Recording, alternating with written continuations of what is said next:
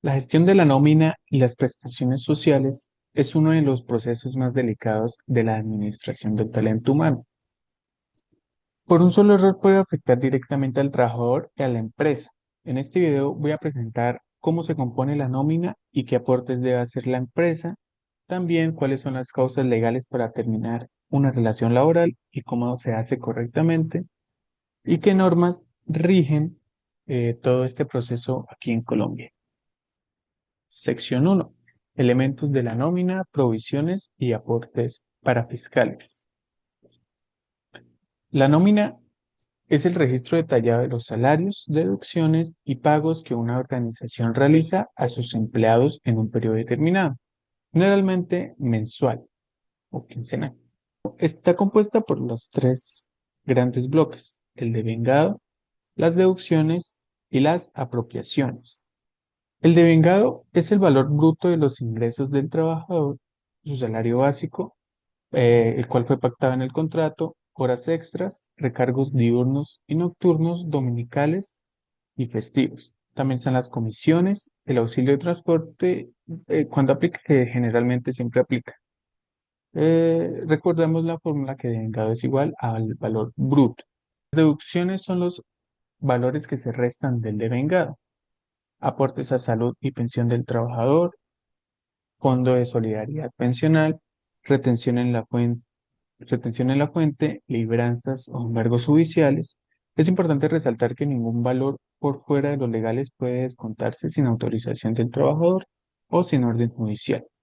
Al restar las deducciones del devengado, obtenemos el valor neto que se le paga finalmente al trabajador.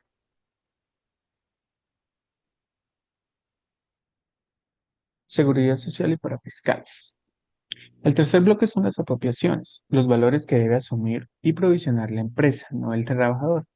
Se llaman así porque se pagan en los primeros días del mes siguiente o incluso un año después, dependiendo del concepto. Veamos cuáles son los porcentajes vigentes.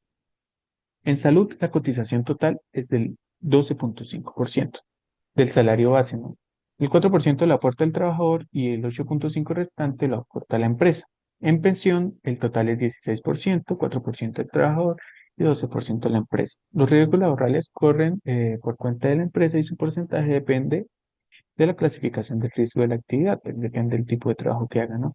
Que va desde la clase uno, que es el riesgo mínimo, como labores de oficina, hasta clase 5, que es riesgo máximo, como en temas de construcción o explotación minera. A esto se suman los aportes para fiscales, el 4% para Caja de Compensación Familiar y el 3% para el ICBF y pues el 2% para el SENA. Prestaciones sociales.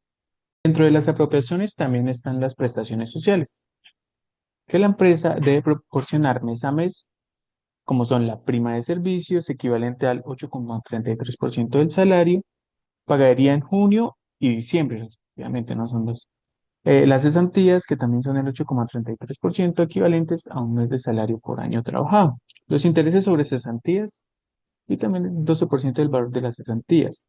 Las vacaciones, el 4,17% del salario para 15 días hábiles remunerados por año y la dotación. Obligatoria para quienes devengan hasta 2 salarios mínimos y llevan más de 3 meses vinculados. En resumen, el devengado es lo que el trabajador gana, las deducciones son lo que se les cuentan a él y las apropiaciones son lo que la empresa debe provisionar y pagar aparte, sin que afecte el neto que recibe el colaborador. Eh, Sección 2: Causales de desvinculación del recurso humano. La segunda gran etapa del ciclo del talento humano es la desvinculación. En Colombia, la terminación del contrato de trabajo debe hacerse conforme al Código Sustantivo del Trabajo, ya que un procedimiento incorrecto puede derivar en demandas y sanciones económicas para la empresa. Causas legales para la terminación. Existen dos grandes categorías de terminación del contrato: con justa causa y sin justa causa. Las causales con justa causa están taxativamente definidas por la ley e incluyen, entre otras, el incumplimiento grave de las obligaciones contractuales, actos de violencia o indisciplina del trabajador, la revelación de secretos técnicos o comerciales, el bajo rendimiento reiterado ya advertido, o condenas judiciales que afecten el desempeño del cargo. En estos casos, el empleador no debe reconocer indemnización, pero sí debe seguir un procedimiento formal, notificar por escrito los hechos, dar oportunidad de descargos al trabajador y dejar constancia documental de todo el proceso. La terminación sin justa causa ocurre cuando el empleador quiere finalizar el contrato sin que exista una de esas causales legales. En este caso, la empresa debe reconocer al trabajador una indemnización cuyo monto depende del tipo de contrato y el tiempo de servicio. También existen causas no disciplinarias que no dependen de una falta del trabajador, como por ejemplo la renuncia voluntaria, el mutuo acuerdo entre las partes, el vencimiento del plazo pactado en los contratos de término fijo, la terminación de la obra laboral contratada, la pensión del trabajador o su fallecimiento.